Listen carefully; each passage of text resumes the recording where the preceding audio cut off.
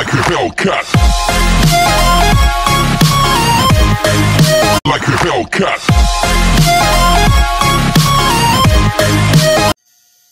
Welcome back to my channel, guys. This is John All Videos. So ngayon, guys, ang topic natin ngayon is mag-set tayo ng timer. So itong unit na ito is carrier inverter.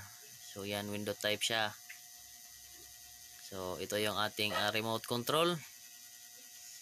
Yung ating remote is Kundura. At wala tayong carrier na remote. So yung carrier na remote at yung Kundura is pareha lang. So ayan.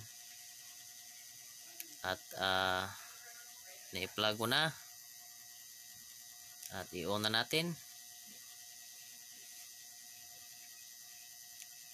So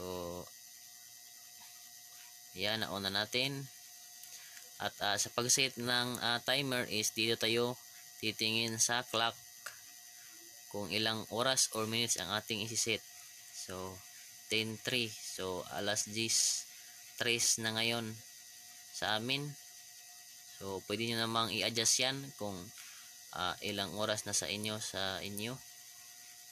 at tingnan nyo na lang yung video natin kung paano mag-set. At so yan, 10:03 ng umaga. At ang pag-set nito is pipindutin na natin itong off timer. Kapag pinindot natin ito is merong oras na lalabas na nagbi-blink.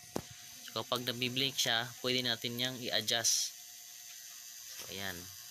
So itong araw na ito is sa itaas is hours at sa baba is minutes.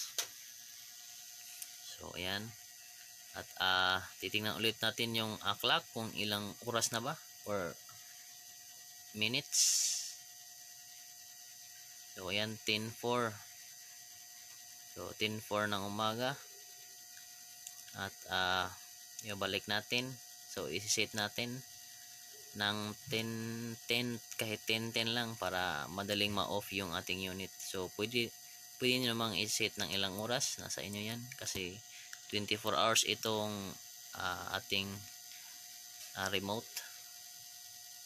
So ayan, sa ibaba is minutes. So i-set natin ng 10. So ayan, 10:10. At titingnan natin ulit yung clock natin kung ilang oras na ba. So ayan, 10:04. So ayan, 10:05 na.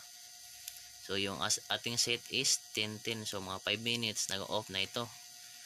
So sa pag-set ito is pinutin natin ulit yung off timer. So ayan. At ilalagay natin sa LCD ng aircon. So itapat natin para ma-set natin. So pinutin natin ulit yung off timer at kapag pinindot natin is hindi na yan magbi-blink yung oras. So ayan, hindi na siya nagbi-blink yung oras. Steady na yung oras. At meaning yan is na-activate na. At tingnan natin yung LCD sa aircon. Meron siyang tuldok dyan sa gilid ng 18. So yan, meaning yan is na-activate na yung timer off natin. So yung off timer is na-activate na.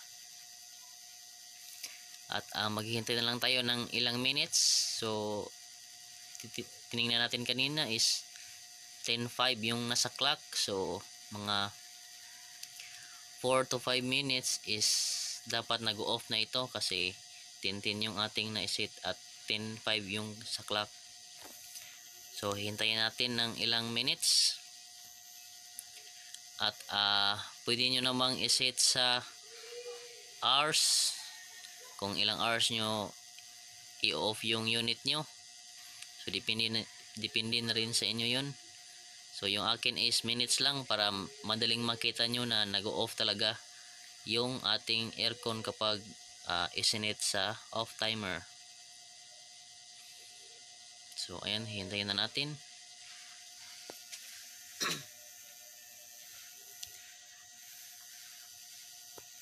At pwede nyo namang i-forward itong video na ito para madaling makita nyo na nag-off talaga siya. at hindi ko na lang ito i-skip or i-forward para makita nyo kung ilang minutes talaga siya nag-off. So hintayin ko muna.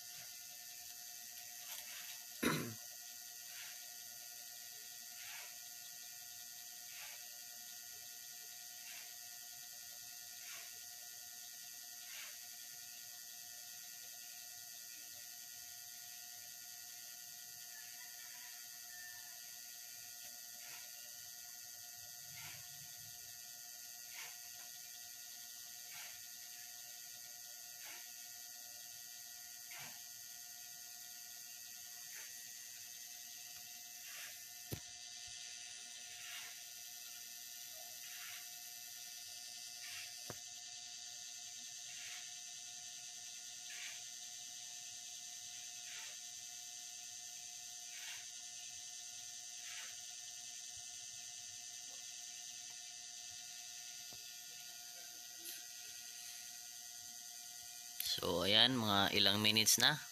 Hintayin na natin kasi parang malapit na mag off yung ating unit. So kapag na-activate na siya, yung remote is pwede nyo namang ilagay nyo kahit saan kasi automatic na yan, na-activate na kasi yan. So itong remote na ito is ipinapakita ko lang sa inyo para malaman nyo na yung remote is nag-off din kapag nag-off yung unit. So hintayin na natin. Minsan is nag-off yung dalawa, or minsan is una nag-off yung unit at yung remote, or minsan is yung remote ang nag-off tapos yung unit is nag-off din. So minsan is silang dalawa is nag-off pareha.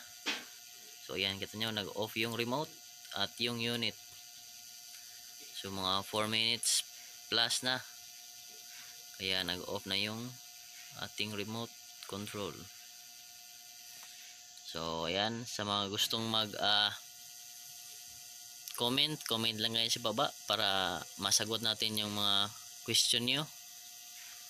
So yun lang guys. Don't forget to subscribe, share, comment and like. Thanks for watching.